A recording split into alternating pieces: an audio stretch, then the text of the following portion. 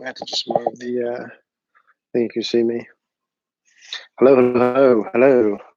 Let's see if you can see. I'm about to just tilt that screen down a little bit, I believe, so you can see my deal there. Yeah, cool. Hello, everyone. I'm just going to wait till some people hop on here. Hopefully, some people hop on here, and then we'll rock and roll. I'm going to hit some balls until people come on in there. So make sure that it's like live. Hit some warm-ups. Oh, yeah. Okay. What's up, guys? I'm just going to wait a minute or two until we get some more people on, and then we will rock and roll and talk. So you get to watch me hit a ball or two as we're waiting, and then we're going to do basically like an open Q&A style here. So we're inside at Infinity. There's some music going on, the people in the Sims and stuff. So if there's some background noise, hopefully you can hear me okay. Then you guys can start popping questions. So we're at like a minute in. Once we get to 2 minutes, we'll start going. You guys can ask questions and we'll rock and roll. Everything looks good on there? Cool.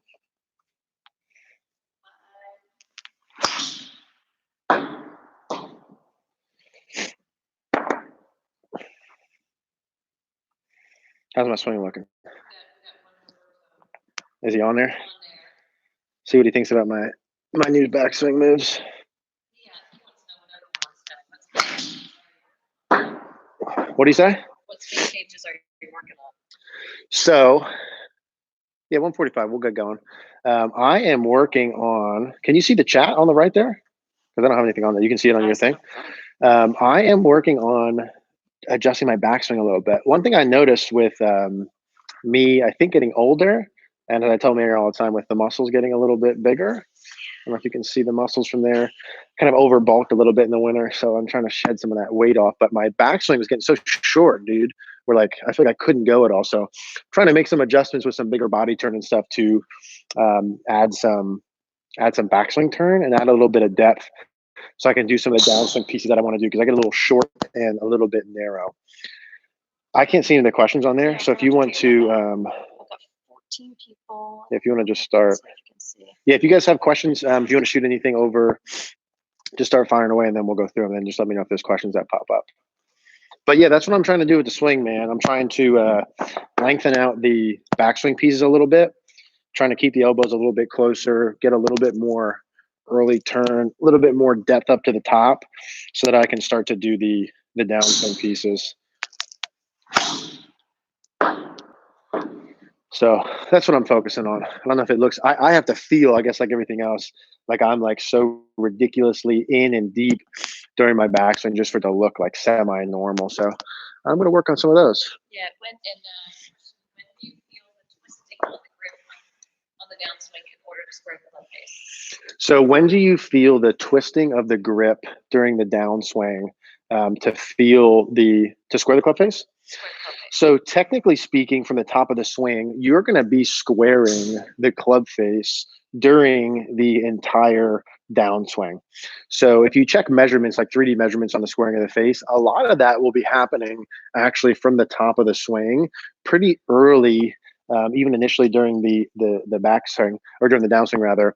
It depends. It depends on what kind of grip you have. It depends on where you're at the top of the swing. But you're going to do it right away from the top. Now the question is, how much are you going to, or when you're going to need to feel that, right? So is it better for you to feel it down here at the bottom, like you're adding in a little more rotation here, or is it better for you to feel like you're adding a little bit of lead wrist flexion early from the top of the backswing? Any of those can work. I've seen a lot of players add it really late, and that worked really well, and some players add it early, but it's really happening during the whole downswing. Better players tend to square it earlier. Less better players tend to square it more towards late. I don't know if you're trying to tap the chat thing there. I did. It didn't do anything. Okay. No. Best arm feel for a good release instead of wrapping around my body. Best arm feel for a good release instead of wrapping around my body. Ask me that again and clarify what you mean by that. When you say release, are we talking wrapping around your body like to the left on the way through, or where are we talking about that? Clarify that question for me. Paul G. Clarify that question for me, sir. When Roberto Rosas is saying, so you're listening to yourself is what you're saying. Yes. I'm listening to myself. Yeah. Definitely tell you're deeper at the top, and the delta between the vertical backswing and shallow downswing looks bigger now. Yes. Yes, Mr. Roberto. So, yeah, I'm definitely feeling like when I watch that and I'm trying to get my backswing deeper, I'm trying to feel like the butt of the club at the top of the backswing is pretty close to more towards my heel than my lead foot. I know I talk in a lot of the videos about the butt of the club at the top for good players is usually somewhere between the middle of the right foot. And I think you guys might be seeing this flip, but the middle of the trail foot to the heel, I'm trying to go more toward heel because when I make my normal backswing, I just like straight up don't turn enough. So that's to do with that. The other thing I want to mention too is we're doing the live lesson, or we're doing the giveaway here, the lesson giveaway, either live or in person. So at the 30-minute mark, once we hit the 30-minute mark, I'm going to ask a question that those of you who watch the videos will know the answer to. And I'm actually going to write down the answer to the question on this notebook so that we have it. And at the 30-minute mark, I'm going to ask a question, and whoever the first person we see on the chat that answers the question correctly is going to be the winner. That's how we're doing the drawing. And you guys can, we'll see who answers it first correctly. And then you guys can send me your contact information. And it can be an online or live lesson for you or for a friend. You can transfer. So I'm going to write down the answers right now. Hopefully you can't see it. And whoever answers that question correctly, so you don't see that, we'll get that. Any other questions on there? Oh, yeah. Okay. Which Edwards was known width of stance influence swing? How does width of stance influence swing? So one thing in terms of width of stance, so the wider I get, notice the shorter I get, the more narrow my stance, the taller I get. So someone who's super, super tall, if you're like just tall and height wise, you might have a little bit of a wider stance normally, so lower you down to the ball, and someone who's shorter might have a little bit more of a narrow stance. The wider the stance is, typically, the easier it is to shift pressure in the feet and actual mass of your body for speed purposes. The more narrow your feet, because you don't have a lot of room there, it's harder to shift pressure because you won't fall over. So hence, with the wedges, we like feet pretty close together because I don't need the power. And with a driver, I like to see ankles at or outside of shoulder width, so you can create more power from there. Can you describe the feel of weight shift to leg side on downswing and hand position to turn? I pull down a lot because of subconscious desire to hit from the top. That's relevant. Say that whole thing again. You want to read it? Yeah, that's fine. Yeah. Can you desire? Yeah. So can you describe the feel of weight shift to leg side on downswing and hand path as you turn? Can you describe the feel of weight shift to leg side? Lead side, maybe? So from the top of the swing, a couple of things going on in terms of pressure in the feet. From the top is, let's say I'm 50-50 in terms of pressure in my feet. At the top, I have more pressure to the right. Let's call it 70-30 or 80-20. But the mass of my body stays relatively centered. I'm not shifting a lot of my body, but I'm shifting mass up to the top. As I make my downswing from the top, there will be a pressure shift from my right foot to my left foot. And my whole body, my hips, my upper body, my head will have a little bit of a downward and forward motion to it. Now, as I'm doing that, my left leg is rotating externally first. My pelvis is opening. From the top of the swing, the pelvis and hips are opening first. And then the rest of the downswing, from about left arm parallel through, the rest of the body is catching up from there. So it's to the top. There's a pressure shift. There's an external rotation. The lower body gets out to a little bit of a head start. And then the rest of the upper body catches up the entire downswing and then passes it into the follow through. I'm not sure if that directly answers your question, but that's my best effort in understanding what it was and giving the answer. What else is on there? Can you show us where outside glove hand should be facing at the top and then into downswing? I know you want to. I'm having a hard time with you guys' questions, man. You guys are killing me. I'm reading them just like I wrote them. To expand on it, can you show us where outside glove hand? I don't even know what that means. I gotta get up my golf terminology. Can you show us where outside glove hand should be facing at top and then into downswing? So I'm gonna assume that means like the logo on the glove. So when I go to the top, depending upon your wrist conditions and where you're at, the logo on your glove is gonna face basically directly opposite. as you begin your downswing, your trail arm should, again, it depends on where you're at. Are you here or here? If you're normalish, your trail arm is going to externally rotate some, which means your lead arm is going to go into some amount of pronation, or the logo of your glove is going to go from pointed straight across to more up towards the sky. Now, typically, and really what that happens from is that external rotation of that trail arm in transition. I'm not sure if I'm answering these questions or not, but that's my answer. Go ahead. How about this? This one, Rick is. Give me an easy one. Give me a straightforward. Yeah. How do you keep from getting in a hurry in the transition from the backswing to downswing? I have a short backswing because of bigger muscles. Attaboy, me too. And tend to get in a hurry on the way down. Yeah, so how do you not rush into the downswing? So one thing for me that I feel a lot, and something that a lot of people feel, will be when you make your backswing and you get to the top, to more or less feel like you leave your arms and hands back here as you begin your downswing. So if I hit a little ball here and I feel like I leave my arms and hands back as I begin my downswing, that's one sensation. Another sensation is just to genuinely feel like your swing takes longer. So when I swing, because I go fast with everything, especially my swing gets short, if you feel like your backswing takes longer, like time-wise, let's say my normal backswing goes short and quick and I'm there in like a half a second, I feel like it takes me 4 seconds to make my backswing, and it'll go longer and kind of slow me down a little bit. So during my whole backswing here, I just feel like it takes a longer time to hit, and then usually it'll lengthen out and go a little bit slower. Shoot me a quick fix for getting my path more zeroed. I'm about 7 to 10 inside out right now, and I want to be 2 to 4. I can't for the life of me find a feeling. So if your path is too far inside out, what I would do is something like, what's the name of the person? Drake. I wonder if you think it's the Drake on here. So what I would do if I were too far inside out, he said, is I would put an object between me and the golf ball. Usually what I'll do is this. I'll get a little shaft in here. Okay, basically you're going to have to feel, without me seeing why it is, you're going to have to feel like your downswing is more over the top. So if I put this in like this, and I have an object right here, I would do something like this. And so during your backswing and downswing, if you got too far inside out, you would hit the little noodle there. And I would start with little tiny short swings and just kind of clip a couple, and it'll feel really over the top. It'll feel like you're hitting like fade shots in the beginning. Scott Casey, my high school friend. Scott Casey says, I stay back on the right too much and effectively kill any good lag in the club. What's a good trigger to help weight shift? So Scott, I stay back on the right too much. What's a good trigger for weight shift? You know, in the beginning, I would say you want to make this like any other athletic motion where in reality, you're shifting pressure towards your front foot or front side before you even end your backswing. So what I would start to think about is as you're making your backswing and you get maybe to about hip high or halfway back, start feeling like you're shifting forward right off the bat. That would be part number one. Part number two would do some form of drill to literally pick your foot up.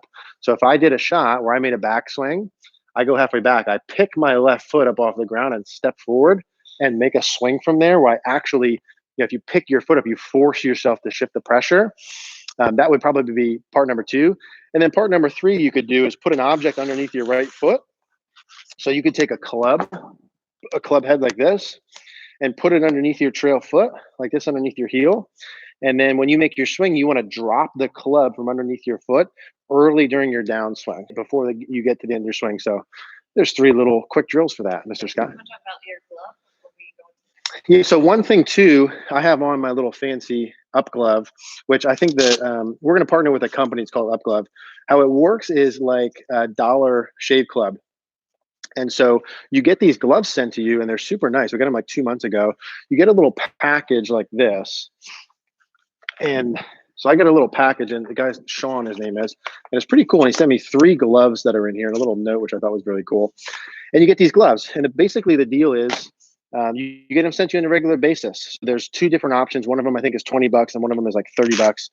And for $20, you get 2 gloves sent to you, and you can do it either on a monthly or a quarterly option. So we think that's really cool. We tested the gloves, and I like them a lot. I've been hitting with them.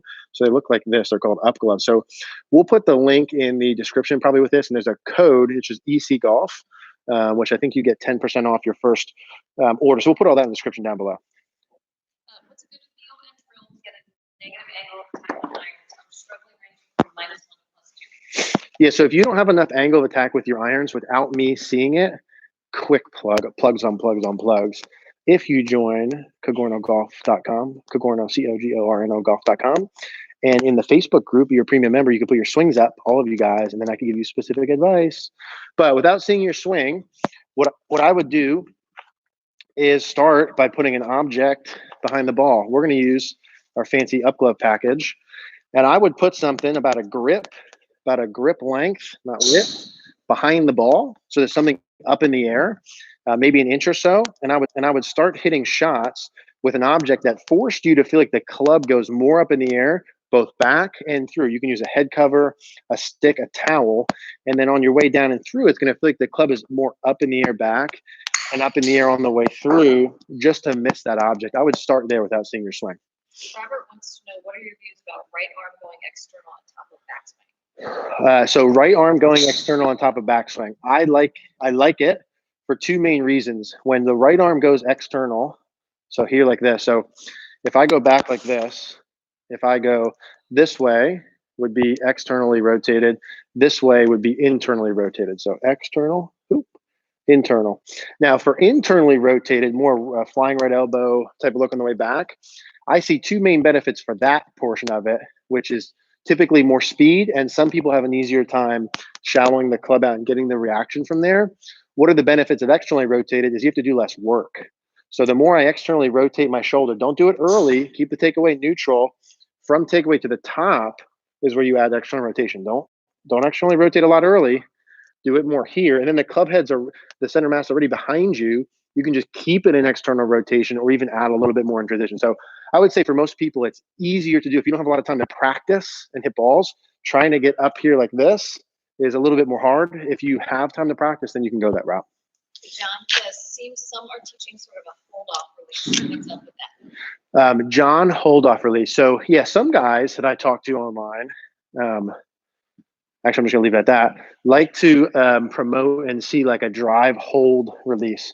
And in a lot of the videos I talk about allowing some freedom of rotation, I say, well, Eric, that's not right, yada, yada, yada. And the deal is this, it depends on your grip. So if you are gonna want a release that looks like this, you need a neutral to strong grip. The stronger your lead hand grip is, the more you can have less arm supination and more of a drive hold, Kelvin Miyahira type look on the way through, elbow towards the target. The weaker your grip, the more you need some lead wrist flexion and some supination to square the face. So if you want a drive hold grip, you need at least a neutral, maybe a strong grip, and you need a really good amount of body rotation. Like some people want to promote that release pattern. That's cool if you have like 18 things in place. I'm talking like if you're hitting balls once a week and you miss the ball to the right too often and you're trying to drive hold a release so it doesn't look like you flip, well, I got news for you. You flip at the bottom to square the face. So if you're going to take the flip out, you have to add something to square the face. I'm going to say that again because that was really important. If you want to release the club like this so it doesn't look like you flip, you have to, we should take a clip from this and put this somewhere. You have to take, okay, you flip to square the face.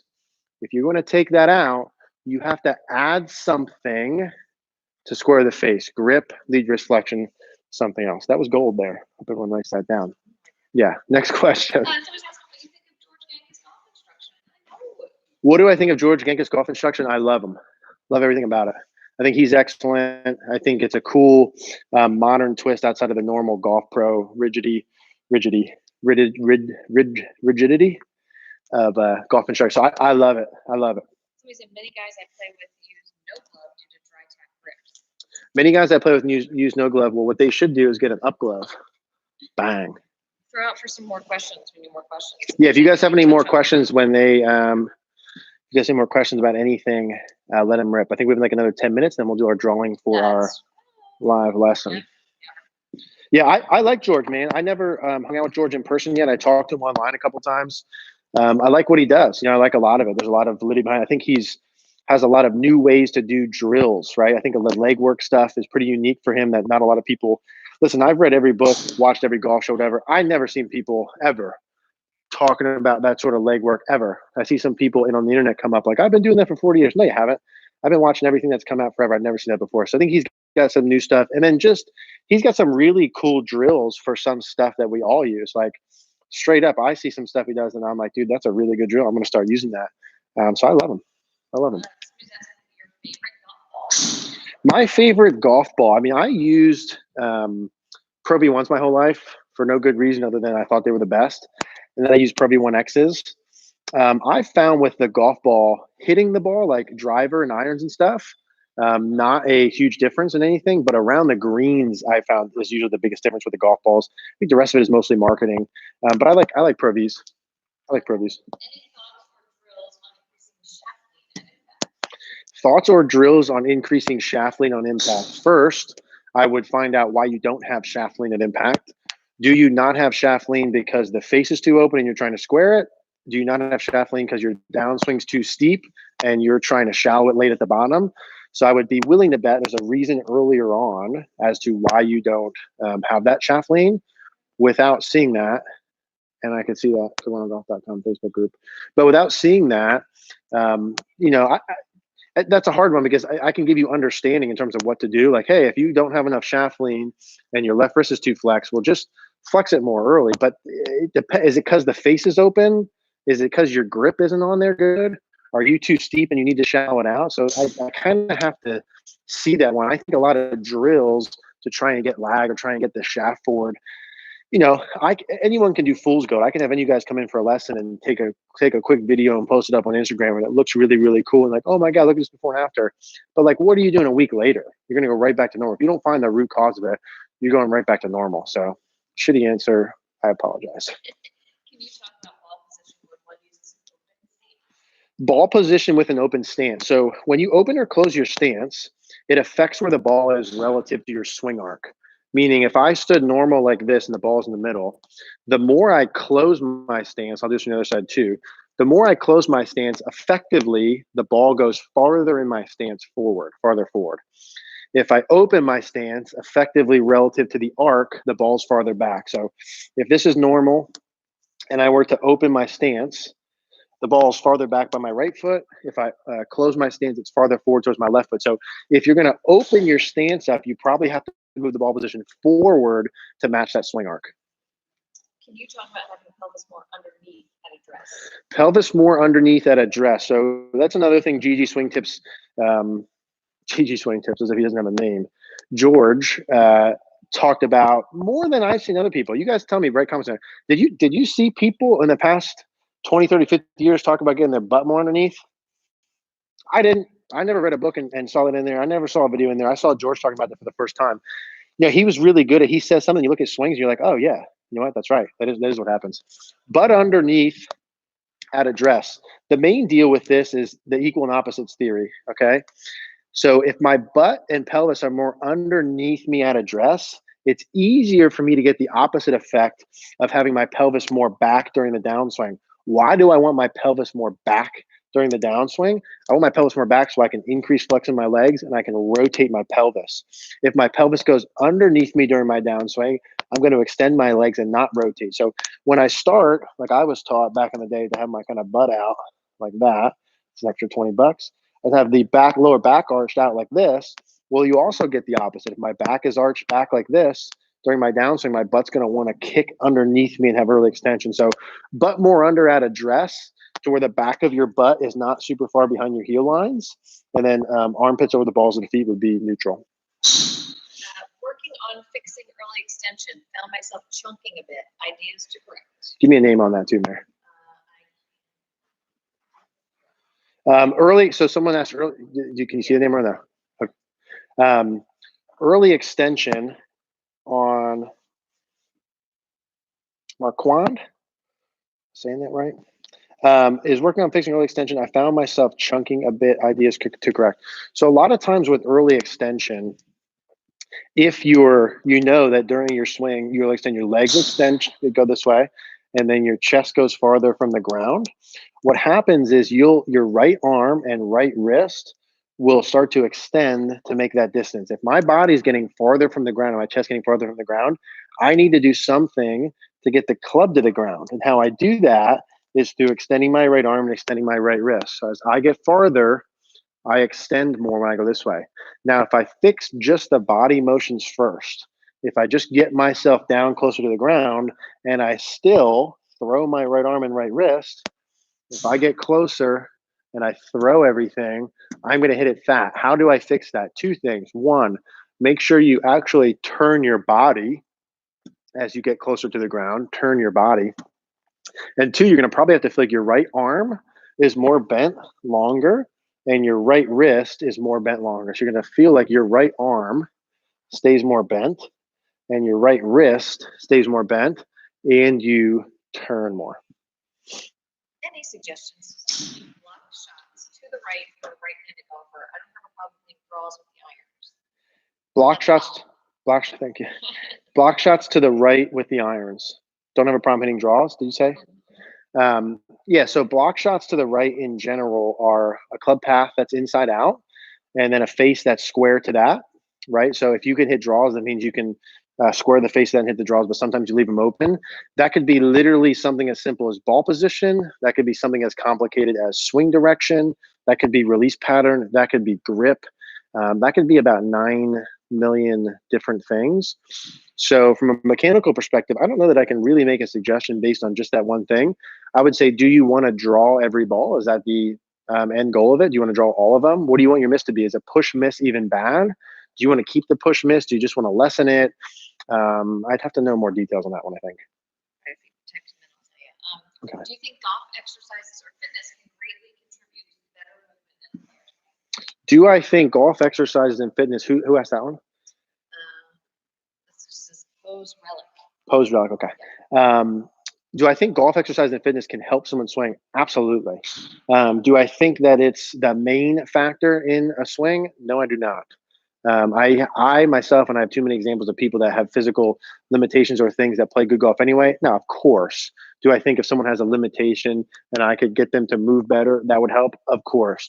Do I think the discipline and mentality and all that's built through going to the gym all the time helps golf? Of course. Do I think that physically feeling better can help? Of course. Do I think that working out can help increase club head speed? Of course. Do I think that working out can increase stability to be able to rotate better? Of course. Is that in my top 3 things for someone to do? No.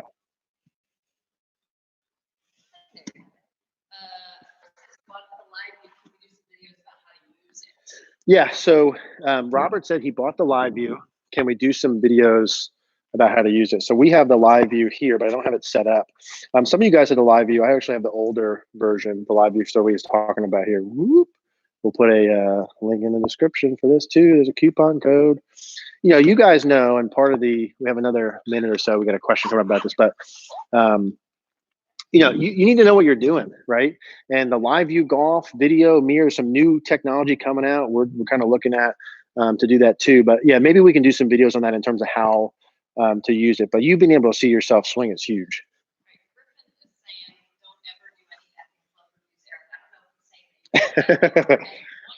Yeah, I will not do club reviews. No worries there. Although it's been popular amongst golf people online. Yeah. One more question and then you want to ship it? Yeah. Okay. Hogan talked about the hips being moved by pulling the left hip back, not sliding, just like Gigi. And he also wanted rounded shoulders too. Yeah, so someone said Hogan liked the left hip going back and around, not forward, and liked the rounded shoulders like Gigi. Absolutely. You know, people and Kelvin me here talk about the sacrum, right, or the bottom part of the spine, the tip bone here. When you go here, actually working back away from the target. So from here, the back, lower part of your back working away from the target, or even from here, get a little butt shot.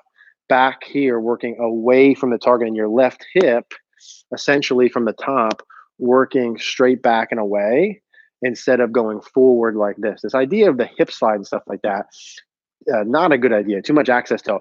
I think the hip slide idea got overplayed in just trying to get people to just shift forward, right? To have some form of shift forward as they rotate. But this kind of action, not good. This kind of action is good. Are we at 30-ish? Yeah, so we're going to do our live, we're going to do our little lesson draw here. So the question, 3, 2, 1. So the question that we're going to ask here for you guys to win a lesson with me in person or online, unbelievable, life-changing opportunity is this. In our videos, I say all the time that there's 2 things that you guys should be doing. If you're actually watching the intro things to the videos, not skipping through, there's 2 things that you need to do. Excuse the noise in the background. 2 things you need to do to get better. There's 2 things I recommend that you need to be doing if you want to get as good as you can. What are those 2 things? I have them written down here. The first person to answer them that Mary tells me are correct wins the lesson. 2 things you need to do. Yep. Started hitting driver, majority of shots are hooks. Watched your idea on using the bucket. Should I focus on P6, shaft and parallel on downswing? Specifically, how far my left arm is from my body. Hitting hooks with the driver. Should you focus on P6, how far left the arm is from your body? If you're hitting hooks with the driver, you need to look at a couple of things. 1 is your path too far inside out. 2 is your club face too close to your path. And 3, are you hitting the ball off the toe? And I would eliminate those options. Now, usually with the hook, you want to eliminate the path problem first. So you want to make sure your path doesn't get overly, I don't know what's going on out there. You don't want your path to go overly inside out with the bucket and stuff like that. Wouldn't be overly concerned with how far your left arm is from your body at P6. I'd be concerned with where the shaft is and where the club head is and neutralizing your path first. It's really hard to hit a hook when you get your path part correct first. So I wouldn't worry about the P6 part now. Which works is asking how you see the future of golf in your area. Rounds are way down here for most of the pro shops and local courses. I wonder where Butch is. Yeah, Butch, put comment on there where you're at. Where do I see the future of golf? Rounds are down. Yeah, I think it's tough. I mean, this past year up here in Pennsylvania, we had a ridiculous amount of rain. So we lost a lot of days, but overall rounds are down. I think the reality is it's really expensive to play.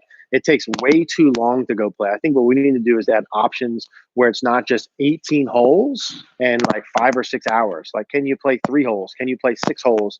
Can you play 2 holes? You know, let's do some different shit. For me to go out for 5 or 6 hours on a Saturday, plus getting there, plus drinking probably, plus eating, plus going home, it's a full day. It's too long. So I think we need to find creative solutions to that. Things like Top Golf. And other things outside of just a traditional 18 holes, because there'll always be the traditional people who play. But if we want to actually grow the game, I think we need to do those sort of things. Have you ever played Augusta? Who asked that? That would be Post Relic again. Okay. Have ever played Augusta? No. If any of you guys can get me on, I'm down there next week or whenever you can do it. No, I have not. Bruce offers up a good suggestion for the live view. He's like, got my live view. Get in the video to check out the tour pro checkpoints. Oh, there you go. So Bruce said, got his live view. There's a program where you can get the Tour Pro checklist on there. I'm not sure exactly how to get that, but look at that and get that. Next question. We have a winner. Ding, ding, ding, ding, ding, ding, ding. Michael Luna. Michael Luna at 7:01. Bad news for the rest of you. You're not going to change your life with a free golf lesson, you guys. This week, but maybe next week or the week after. So there's 2 things that I always say. This might be flipped on the screen, but 2 things for you to get better. Number 1, coach. That's me. Number 2, feedback. Okay, that's video, that's live view, that's mirror, that's something. If someone would have made that clear to me when I was spending a lot of time practicing that I needed feedback and gave me more guidance on how to do it, I would have wasted a lot of less time that I wasted without feedback. So Michael Luna, yeah, that's his name. You are the winner, my friend. Life changing. Send me an email, ecogorno@yahoo.com, with your information. We can do a live lesson in person or online, or you can transfer it, which would be a mistake because you should use it for yourself. And shout out, because a lot of people got the right answers. Oh, is that right? They get honorable mention. Honorable mention to everyone else. Maybe next time we'll get. Maybe you'll throw out the names on later. Yeah, I'll do so. Comment with all of them. Anyone who got on there will do something. We'll figure something out. Yeah. My friend suffers from really fat shot slightly over the top. Where should he start? So many things to change. What comes first? Is it really a friend, Nick? Yeah, friend, quote unquote. Is this Nick? Yeah. Nick from the site, Nick? Nick Coleman. Okay, no. Yeah. So early extension over the top and flip, I heard? Yeah. Fat shot. So I would go as far early in the swing to fix something as possible to find a root cause. So if I would look at setup first, is that all okay? I would look at backswing, is that all neutral-ish? And then if early extension is the first problem we see, find out if there's a reason why they early extend. If that's in there, fix that. But if early extension is the first problem, if they're steep and they early extend, they're probably early extending because they're steep. So a steep downswing in terms of this way, I would attack that first. As they're fixing that and getting more shallow, learn how to rotate the body part second. So I would fix the steepness first and then kind of reverse engineer everything else, probably. Okay. Shout out to Anthony of SC. I get half a lesson for second place. So yeah, Anthony, can you get half a we'll figure something else. Everyone who wrote something in there, we'll figure something else. We'll figure something out for you. People putting the right comments in there. Yeah, if you guys have any other questions you want answered, fire away. Okay, we can do that. Yeah. So another program we're doing that we're going to partner with is an app called Hole 19. So some of you guys probably have used it before. Some of you guys don't have it. I don't have it readily available on my phone, but what Hole 19 does a couple cool things. Number one, gives you on-course GPS when you go play. Number two, you can book tee times with deals right through it. You can keep your stats and track them as you go play. A lot of you guys aren't doing stats too, which is kind of silly. Something as simple as keeping stats. A lot of people come in and they'll do lessons and they want to improve. And I'll say, well, what happened this past year? What did you do? What's your up and down percentage? What's your putting percentage? Green regulation? Bunker up and downs. If you have no idea what those are, it's a lot harder to devise a plan. So keeping stats right on there, there's a community on that's pretty cool. We'll put a link in the description probably for that too. We have another coupon code, which I think is Cogorno 30, but we'll put it something like that. We'll put it in the link in the description. So check that out too. We're gonna have some stuff like that coming out of product. The only time I'm gonna do these where I endorse something or we talk about something is something that I genuinely think is good for you guys and I want to introduce it. And there's an opportunity for you guys to get a discount on it. So I'm not going to pull anything up that's not related to what I think can help you guys. So Hole 19 is something that I would check out. All golfers. Any other questions on there? Yeah.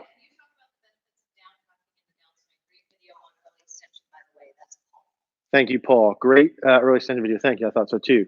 Down cocking during the downswing, I'm going to assume you mean this way and not this way. So what was it say, the benefits of it? Yeah. So a lot of people I see are trying to get this to overly hinge or get the super narrow move in the transition because they hear that it's good. They see good people online and see pictures and videos that it looks good. The problem is this: any player, and you correct me if I'm wrong. If you find someone that's the opposite of this, it's not because I've never seen it. Any player that gets overly narrow in transition, okay, two things. One, for them to make that angle work, you need a lot of speed. A lot of speed. So you show me a guy who swings with a lot of downcock like this that plays good golf with no speed, number one. Number two, when you have this much angle, what happens, and the problem is your low point gets so narrow. If you imagine I'm swinging this club on an arc, the wider my arc is, within reason, the longer my flat spot at the bottom of my swing, which means more consistency. Okay, I don't have to be perfect with it. When I get real narrow with this, my low point, if you can imagine that arc, is very steep. So from here, I have no margin of error, and I typically have to do something to shallow the club at the bottom. The only people I see do that fairly well are super athletic, they have a ton of speed, and they hit balls all the time. What I see work better is more neutral from the top. Okay, not a cast, right? But the arms are lengthening slightly. You're maintaining width as you go, and you're getting shaft lean through wrist flexion, through arm supination, and through body rotation, not trying to hold some kind of angle like that. You're gonna need a wedge for this one. Yeah. What is the beginner mistakes of trying to use a bounce on wedge and instead bleeding everything? Beginner mistakes of using the bounce on the wedge and blading everything. A couple things. The biggest one I would say is a lack of chest turn. So when we hit chips, and we talk a lot about the old bounce-a-roni, you can see that there. This little part on the bottom, shout out Titleist wedges. Little bounce on the bottom there. This leading edge here, right here, acts like a knife and it digs, right? Which makes the contact a lot harder. This bottom part of the wedge, the bounce, when you can learn to thud that on the ground, it gives you a lot of margin of error. Now, when you learn how to do it in the beginning and hit it thin, right? James Seekman was the person I learned a lot of this from. What he did was he said to do right arm only swings. So learn how to hit chip shots with just your right arm only, and learn how to make the club thud, not a clip of the grass, right? Not a little clip of the grass, a thud. Now, what most people miss in the beginning, to answer your question of the thin shots, is they don't have any chest rotation. And because they don't have any chest rotation, the club bottoms out too early and it bounces off the ground and hit it thin. If I make that same motion and I let my sternum and chest turn towards the target some amount as I'm doing that, it moves my low point more forward. Weight in the feet is a thing. Tilts are another thing. But having a little bit more chest rotation and making sure you don't have too much access tilt at address, so your trail shoulder's not too low. That would make you bottom out back here. Shoulders are level or front shoulder slightly down, steep with the setup, and let the chest turn on the way through would be the two pieces I would look at first. You got to pick one. Who's the GOAT, Tiger or Nicklaus? I think the GOAT is Tiger Woods. I think Tiger in his prime, when he played his best golf, was the best golf we ever saw. I think Jack maybe has just been better for a longer period of time. If Tiger didn't have all that off the course stuff and didn't change his swing 19 times and just stayed with Butch Harmon and like the other stuff, how many majors do you think he would have? 18 is a joke. I think he had 25, 30, 100. I don't know how many majors you have. He would have a ton. If he didn't have any of that off course stuff and didn't change his swings, he'd be way better. How do you fix a chicken wing? Any drills you would recommend? Find out why you're fixing. I usually see two main reasons why someone would chicken wing, and the same cause a lot of downswing stuff happens. Number one, the club face gets too open. So when the club face gets too open, usually the left wrist and the arm will bend, okay, to try and fix the face. So there'll be a chicken wing. Or number two, you get too steep during your downswing and you bend that left arm to shallow it out, right? Literally, if I bend the arm, that shortens the radius so the club won't hit the ground. It's usually one of those two. So if it's because of the club face, figure out why the face is open, fix it. If it's because of the steep, figure out why, fix it. What I would start with is more lead arm supination or more rotation would be the first part that I would do. If you watch our YouTube video of fixing the chicken wing, I talk through that in much more detail. I think will help. Are you familiar with talent code as a cool way to learn through slow repetition of movement? Am I familiar with the book Talent Code? Yes, I am. I think it's beautiful. I think Daniel Coyle is the guy's name that wrote it. Beautiful book. Would definitely read that. I suffer from the opposite of my friend. Too much forward lean for my swing speed. 9 degrees of driver, 14 with irons. How do I address this? So I think you're saying I have too much forward lean, meaning shaft lean. So this is the same guy who said his friend. Really extended. Okay, yeah. So I'm thinking you mean too much shaft lean. So clarify that if that's not correct. If you have too much shaft lean for your speed, which I'm assuming is what that means, I would take some of that off. Only if your dynamic loft is too low or your angle of attack is too low, which I think those numbers you gave me are probably degrees of launch. How would you get your shaft leaning less forward? What's the opposite of forward? Everybody together now. Back, right? So when you start your downswing, if I don't want it to be so far forward, I need to feel like I'm starting to do what? Oh no. I need to feel like I'm starting to flip the club and let my left wrist go into extension here earlier on. So it's going to need to feel it impact like you're almost leaning the shaft backward, if that's a word. Okay. I don't actually want it to be leaning back, but if you're too far forward and you want to get rid of it, you have to feel the opposite just to get it neutral. Can we go through how to go from club parallel to the ground to vertical to the ground in the backswing? Club parallel to the ground to vertical to the ground. So at this first checkpoint, couple of things we're generally looking for. Club head, even with or slightly outside the hands. Club face tilted down, anywhere from 0 to about, let's say, up to 30 degrees. Elbows pretty close together at this point. Little bit of right arm bend. Okay, a little bit of body turn to keep things simple. How do I go from here to the next spot? Well, from here, I'm going to let my right arm bend some amount. Okay, I'm going to literally let my arms travel. By the time the lead arm's parallel to the ground, the hand should be roughly in line with my right pec. My shoulders should be still turned about 90 degrees to my spine, and I've added some turn. So how do I go from here to there as I continue turning my body? My arms lift some. And if I had a good takeaway, I shouldn't have to change a lot of my wrist conditions. My right arm will bend and I will add some hinge. Now, those are all literal. I don't think about any of those when I do them, but for literal, from here to here, I'm increasing my body turn, I'm folding my right arm, and I'm increasing hinge. Those are the literals. Griffin one is asking if they can guess your age for $20 off the lesson. Tell Griffin for his guess, he owes us $40. If you can guess my, so Griffin asked if you can guess my age, $20 off a lesson.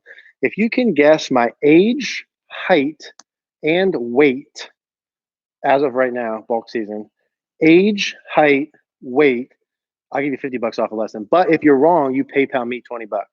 Age, height, weight, within 2 pounds, within 1 inch, within 1 year. Before the end of this Q&A. Before the end of Q&A, $50 off a lesson, but if you make a guess, you owe me $20 if you're wrong. So Griffin owes you $20. He's wrong right off the bat. Any idea on how to get steeper with the irons? I hit my woods well, but my irons never take it. Also back my irons often. So how do you get steeper with your irons? Again, without seeing your swing. What's the easiest way, Mary, for people to allow me to see their swing and help them? You know, they could join CogornoGolf.com. That would be CogornoGolf.com, and you can check out the Facebook group. You put your swings in. But without me seeing your swing and you saying that you are too shallow, not steep enough, and hit fat shots, the first thing that comes to mind is, why are you doing it? But without knowing that, I would do some form of training aid like this. So back to the beginning, where I put an object about a grip or so behind the golf ball, head cover, towel, something like that, where I have to swing over it during my downswing. So from this side, if I had a golf ball here, I'd put an object about here and learn to get the club to miss that. Well, Eric, isn't that overly simplistic? Yeah, it is, because I can't see your swing. But to begin with, I would do something like that and learn to miss that on both sides.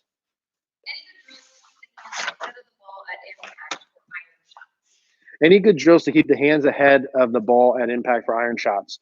Make sure your face is square or close to the path and add body rotation. Square, or you can't get the handle forward if your club face is not square or closed. I'm going to say that again. You cannot get the handle forward if your club face is not square or closed. How do you get your club face square or closed? You have a good grip. You have neutral wrist conditions, flat left wrist or bowed, and you have enough arm supination. Good grip, wrist conditions, arm supination. Next question. Do you want a flat left wrist when hitting 40 to 60-yard wedge shots? That's a good question. Do you want a flat left wrist when hitting 40 to 60-yard wedge shots? Yes. So yes, you do want that. Couple setup adjustments I would look for: feet close together, ball still neutral, hands inside of left thigh. For 40, 50, 60 yards, you guys know I like a wedge system of some form, so I know how far I'm hitting it. I'm not looking to have my wrist condition super bowed here, and I'm probably not looking to have as much arm supination. So now, at the same time, I'm not looking for you to come into that condition with a cup left wrist. When we get really close to the green inside 30 yards and we're hitting finesse shots, higher and softer, then I might recommend, hey, get a little bit more cup in that left wrist, get the face more open. So if I cut my left wrist more, the club face gets more open, so I have more bounce. I would do that more green side, but at 40 to 50 yards, I still need enough power to get the ball going far. So I would just keep this all neutral. I'd keep my left wrist normal grip. I'd keep that flat going back. Watch my swing plane. The one thing you can't do from 40, 50, and 60 is get too far inside. That's a death move.